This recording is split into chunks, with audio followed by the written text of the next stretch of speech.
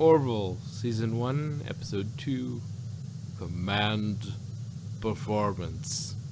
Why, yes. Bortus laid an egg! If you have any extras. Yes.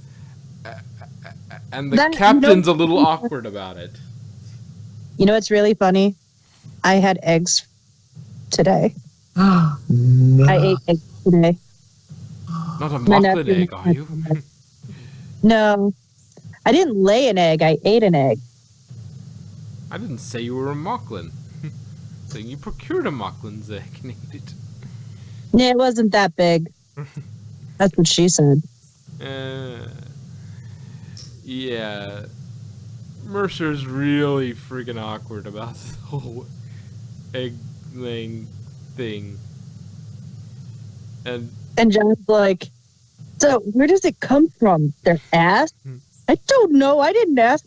How did you not ask? That's the first thing that would come out of my mouth. and we're now thankful that Mercer has just tiniest more tact. It was awkward just enough a little as it bit, was. no. I mean, those awkward jokes weren't very tactful, but they were kind of true. But yes, just a modicum of more tact than he did.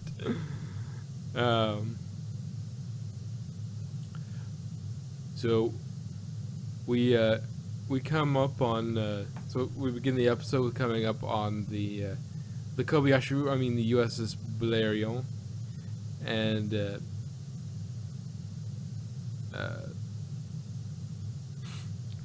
so they go over there to see his parents, who for some reason were on that, but it turns out they weren't, because the whole thing was holographic.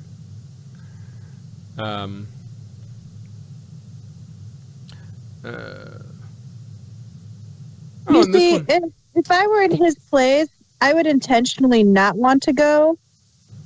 Yeah, you'd make the next time you saw them even more awkward, because why didn't you come see us?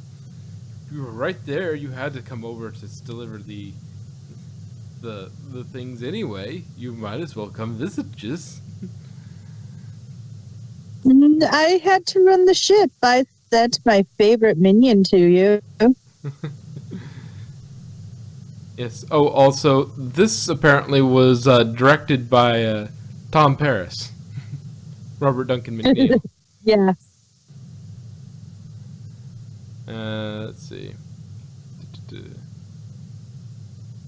Yes, and we can definitely see that. We also find out that Mercer enjoys the stylings of Kermit the Frog. Well, I mean, who doesn't like Kermit? I mean, come on. He is a wise role model, okay? But, you know, if it makes me think of the Muppet Show, you know, if you think about it, he was in charge of everything. He was supposed to be, you know, sort of the boss of everything. And he had Scooter handling, you know, stage stuff for him. He would delegate tasks to him, but overall he was the main guy in charge, and it was constantly having to do with all sorts of nonsense because you're dealing with Muppets. Mm-hmm. So, you know, I can understand Mercer's sympathy with Kermit, given that they both have a bit of a wacky crew, and having to, you know, ride that, it's, you know, it's a thing. Yeah. So yeah, they go over to the thing via shuttle, and then it promptly teleports them. That's not fun. They just disappeared. Yep. They were basically abducted by aliens. Yes. Exactly. Um, let's see. Yeah. And then, so at this point, they left Alara in charge when they left because Bortus, who would be their normal third in command, is sitting on his egg. Yep. To which Alara immediately freaks out, you know, at this whole situation.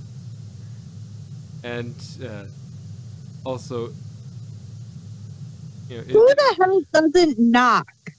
yeah, that was. I know it's an emergency, but come on. Who the hell doesn't knock when you go into somebody's room?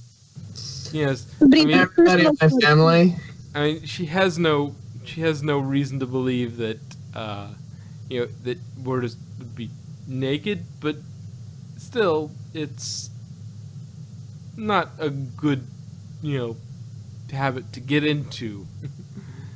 And wouldn't he have locks? I mean, even Yeah. you would have to run a security override or something to get in there. I mean, she is chief of security, but she's, you know, At that point, you should have just knocked. yeah, just pressing the button, you know, knocking, the effect of knocking, you know, she should have done that, you know. But yeah, because even in, you know, you'd think, because, you know, even in like TNG, whenever, you know, Picard is in his ready room or quarters and somebody tries to come in, you always get a. Even Janeway, they were in another sector of space. Yeah. They still knocked before. They still rang the buzzer before they came in. They still had to ring the buzzer, and then they would say come, and I guess Mm-hmm. that would be interpreted by the computer as consent to open the door. You know? Mm-hmm. But yeah, and she slugs some tequila. And she also, who doesn't listen to their science officer? It's like, we shouldn't do that yet. You know, we shouldn't pull the tractor beam this thing in. It's like, do it anyway. It's like, Yes, I want to see the shiny. it's like, yes, I want to look at it too, but don't, you know, if you don't know what its defenses are, probe them first, you know. Mm-hmm. Send out a probe to do the tractoring to try and, you know, see what it does. You know, just, you know, put a few, you know, run it through its normal tests to make sure it's not going to go off on you. Mm-hmm. Like, but yes, immediately beam it in. Yeah. Immediately Wow. tractor beam it into the shuttle bay right next to your nacelles. Well, the Orville equivalent of cells. The nacelles, the quantum drive sort of loops. It's like, yes, you have an ultra advanced android, and you're going to, you know, who knows how to, you know, who knows science backwards and forwards, and you're going to go, no. And you're a freaking security officer. Where's your security officer training? Where's your tactical training that you're like, oh no, totally cool, we'll drag that right on immediately. Alien thing, we don't know what it does, immediately drop it in.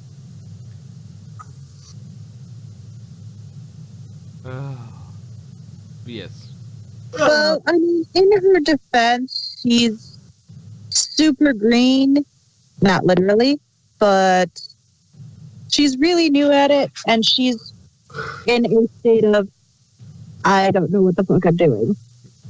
Well, yeah, which makes me think it's sort of funny to use that phrase on the ship, because you know, if somebody is actually green, I mean, given the diversity of the cast, it's... There oh, is wait, somebody there is green. somebody on the green. Yeah, I forgot about him. Yeah, yes.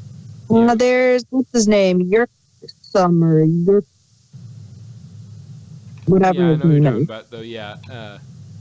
The one who the doctor went swimming in.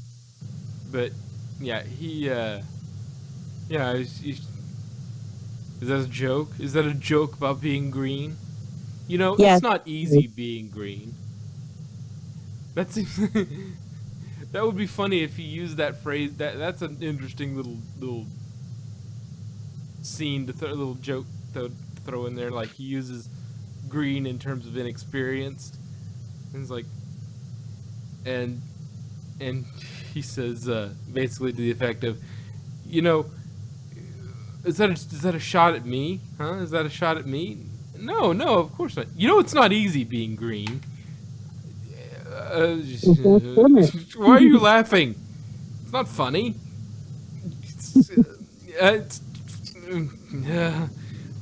Move on.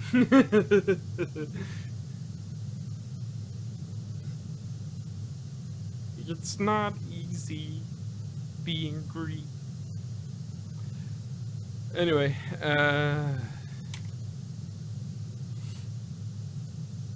so they get the buoy. Luckily, nobody dies.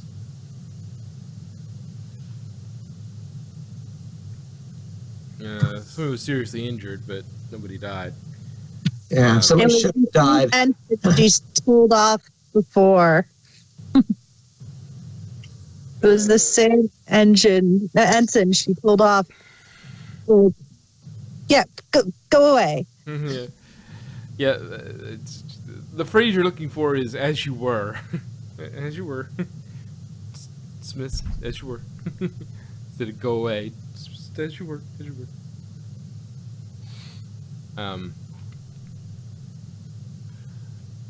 Meanwhile, we find out that Mercer and Grayson find themselves in a replica of their old apartment in New York City from when they were married.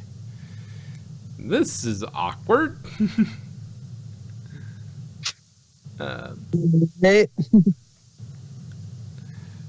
Yeah, they remember the good stuff, and in the morning they remember why they did, you know, what little that does things leave me the annoyed question. Okay, sure, it's a replica, but how perfect is that replica? Because it's based off of, you know, images and stuff that they found, but those images are usually not completely comprehensive because they probably don't disclose all of the naughty details that they have lying around the house.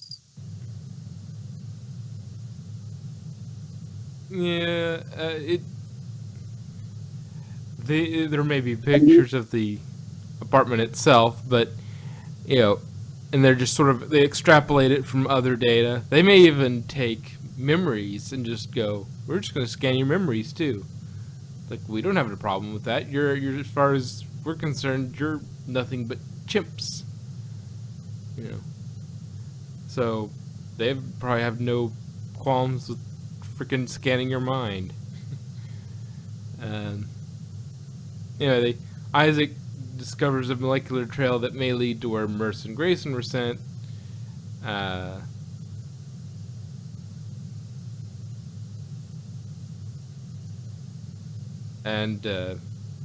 So they take a deeper scan and they find it.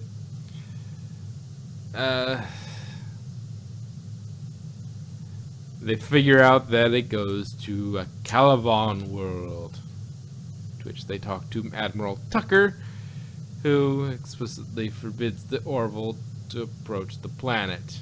Yes, just forget them. We'll give you a new captain, and I'll be lovey-dovey. Just shoot. Yeah, because, I mean, this comes to the cold logic of the episode. Okay? Two people who are going to probably be okay, but they'll just be stuck there, versus starting an intergalactic war, an interplanetary war. You know, it's like you're going in there, you set them off, now they're going to try and attack us, and they're apparently way technologically advanced, way farther than the Union, so you're gonna go poke that bear. Okay. I think it was more along the lines of they didn't want the rest of the ship to be captured as well. Yeah. Because I don't think it's so much starting an intergalactic war. It's like, we already lost 2 of your team. We don't want to lose your entire ship. Yeah. Well, yeah, I think it's, well, the safety of the ship is also a priority, and that wouldn't really work for them, but that might also be a thing, like, you're just going to make them mad, and then we're going to have to deal with them diplomatically, and that's going to cause some problems.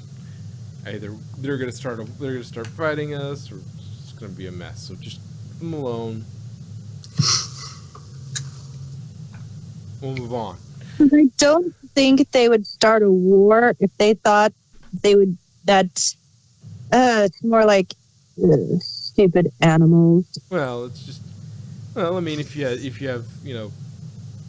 there's a rat infesting your house, you kill the rats. Does that mean you go hunt down all of the rats in the entire planet?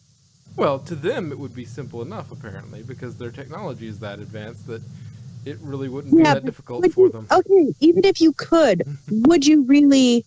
I have some rats in my house.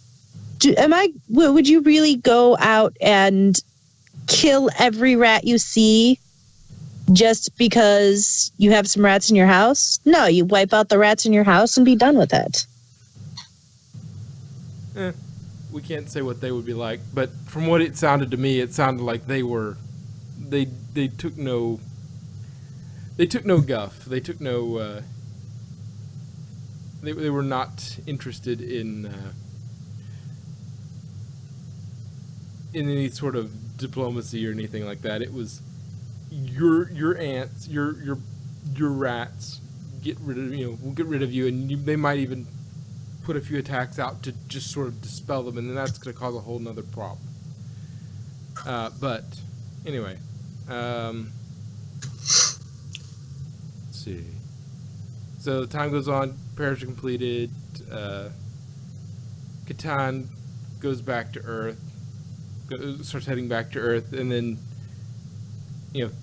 doing the sound logical thing, and then suddenly at lunchtime or dinner time, whatever, in the mess, they were this sucks, they'd go after them for you. It's like,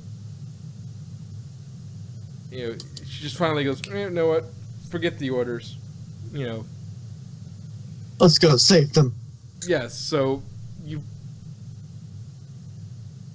it really puts the Admiralty in a bad situation, because she saved them, but she also did something from a logical standpoint incredibly stupid.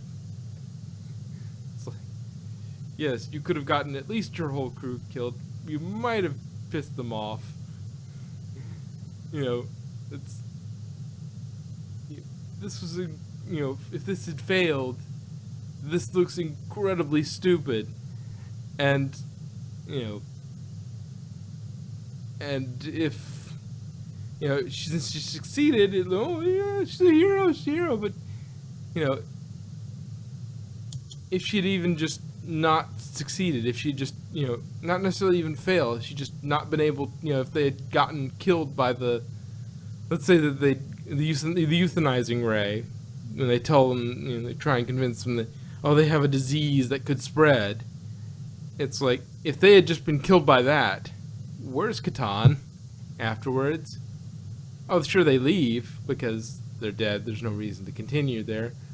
But she then went against a direct order And you know, even if they get out with no problems, they get in and out without any problems, they just don't recover the captain. You know, then she's just stupid for not for going in there and doing that. So, you know, it still puts you know, they say, "Oh, we'll cover for you." It's like, no, you don't have. I don't think you have the pull to do that. You know, I don't think you have the pull to cover for her. That was a stupid move. You know, from an orders standpoint. I mean, yes, from a series standpoint, and oh yeah, she did manage to pull it off, but from a chain of command sort of thing, she's still going to the brig. She's still going to be removed, I imagine. Yes, you pulled it off, but you shouldn't have been there in the first place. Yes, it's great to have them back, and it was very brave, but that was also very stupid, and you're very lucky it worked out. Because you could have gotten your entire crew killed, because the first duty, besides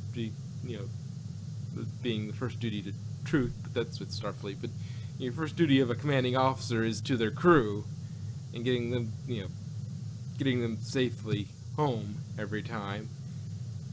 You know, you violated that, and yeah, they may have gone along with you, but you should have been wise enough to know that that was a stupid thing to do.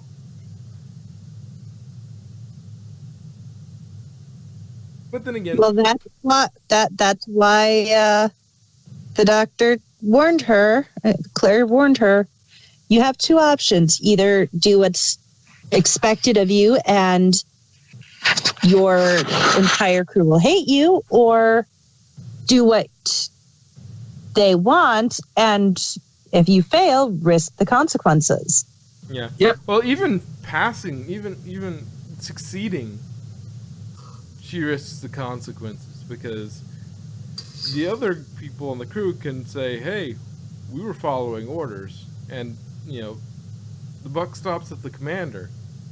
Mm-hmm. And so, if we can lodge complaints all we like, but she's the commander, and she told us to do that. And so they have. I mean, there still would probably be some consequences for them, but it would be much less severe than the consequences for the commander, who told them to do that. They would throw her under the bus for it, but still, even if they didn't, even if they had her back, yeah, it's they still probably wouldn't burn any favors. Yeah, if she wasn't demoted or something serious happened to her for this little cowboy maneuver, they'd probably demote her, or she'd have some consequence to this, because you can't have people running off and disobeying orders. Yes, it's not nice. She was executed.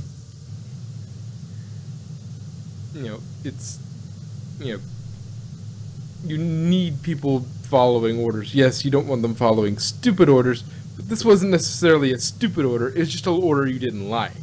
It's like, yes, that was a very dangerous thing you just did. Our orders were logical. It's like, yes, do I risk an entire crew against an incredibly advanced, group, that I could lose the entire ship, or we just take our losses and move on, Yep. It's like, yeah, The needs of the money. yeah, it stinks that we'd lose Mercer and them, but maybe we can work something diplomatically out. We can work through the Isaac species.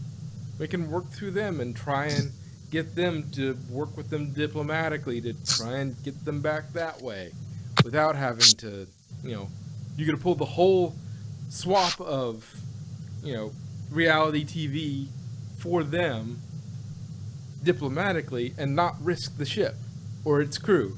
They could have just showed up, handed them the disc, handed them the stuff with that. They get the captains back, and boom, diplomatic solution. No need to be cowboys. They were safe. They weren't happy, but they were at least safe at that point. So, I mean, it's not like they're going to, unless they really suspected that they had some sort of illness, they're not going to euthanize them. They're going to they had plenty of food, water, shelter, everything they needed. They were just sort of stuck there for a while. And if you'd waited few weeks more, maybe they could have diplomatically worked them a way out. But, with the same idea you used to get them out, but less risk, Reality TV saves the day. Yes. There's a time for everything. Oh dear Lord, that was funny. Yeah, and we also find out that the egg is female. The child in the egg was female, and that sets up all sorts of fun business later on. Next. in about a girl, which is the next episode, which I seem to remember. I read it on their wiki. Command Performance was originally the 4th episode of season 1. Was moved to the 2nd when If the Stars Should Appear performed poorly with test audiences. I like that episode though. Yeah, but which one was that? If the Stars Should Appear, that's the it's a world ship. It's sort of it has a sky, has an artificial sky. Everybody thinks that they're on a planet. It's low technology. Everybody thinks they're on a planet, but in fact they're inside a big ship. But that didn't go so well. So, and maybe they punched it up a little bit before they had test audiences, and then they changed some stuff up, and that's why it was later. But they.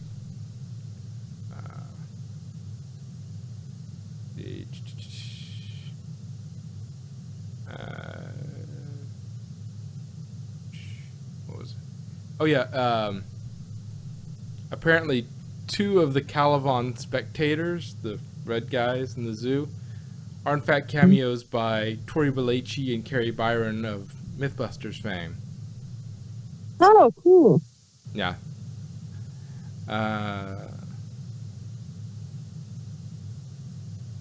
And apparently the "You Suck, Sir" by Malloy in the mess hall, I think, was that was improvised. Apparently. Which, if you know that, if that makes sense, then yeah.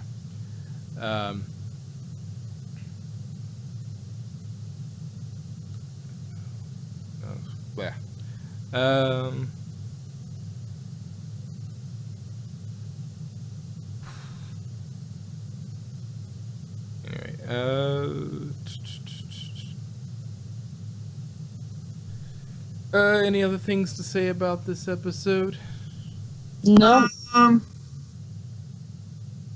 It's interesting them talking about their relationship when they were in prison. Yeah, I like the fact that the replicators have cannabis edibles on file. I know, that is so awesome. Can we have that future now?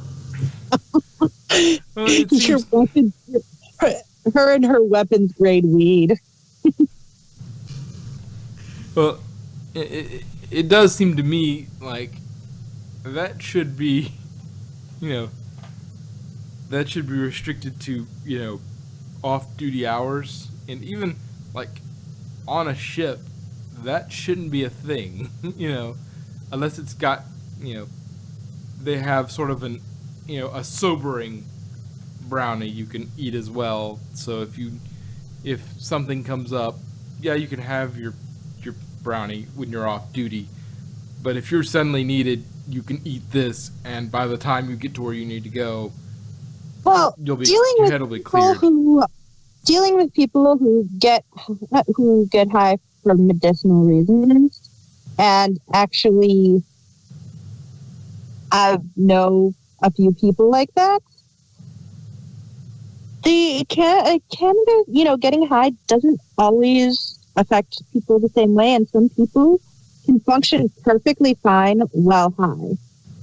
I actually had a friend who drove better when high because he was so cautious that he was he was safer to drive with when he was high because he was afraid of getting in trouble.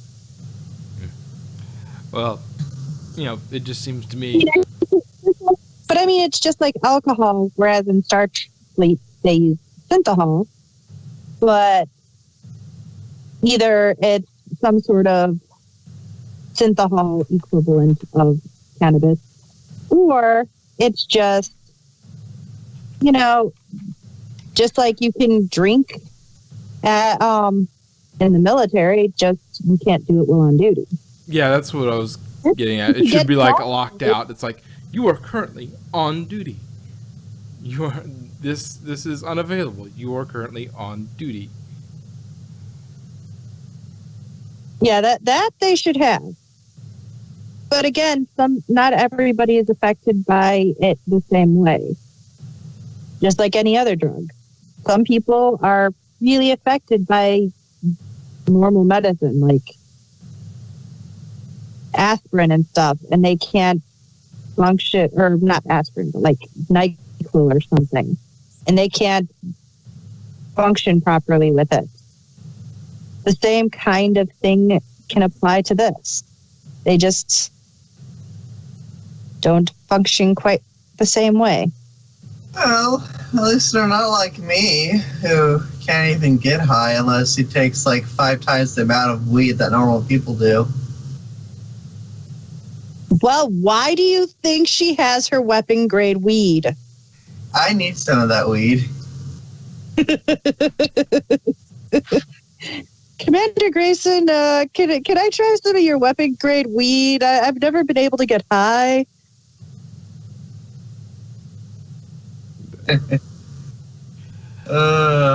Anyway, any final thoughts on Command's performance? I've had friends like that, where, my cousin and I were both friends with somebody, and afterwards we're both like, why did we hang out with that person? I thought you liked it. No, I thought you liked them.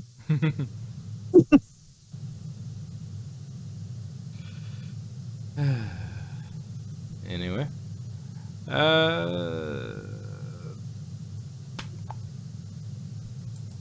Alright, I guess we're on to the next subject.